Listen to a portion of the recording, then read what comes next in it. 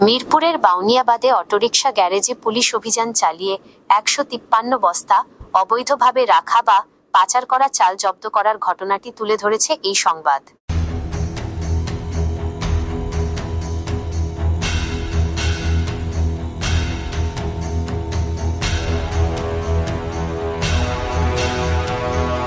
সংবাদের মূল বিষয়বস্তু: স্থান পল্লবী থানাধীন বাউনিয়াবাদ এলাকা, শিবলুর অটোরিকশা গ্যারেজ।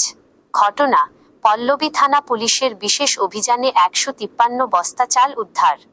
বর্তমান অবস্থা: চালের উৎস ও সংশ্লিষ্ট কোনো অনিয়ম কারসাজি আছে কিনা তা নিয়ে পুলিশ তদন্ত চালিয়ে যাচ্ছে এবং আইনি ব্যবস্থা প্রক্রিয়াধীন।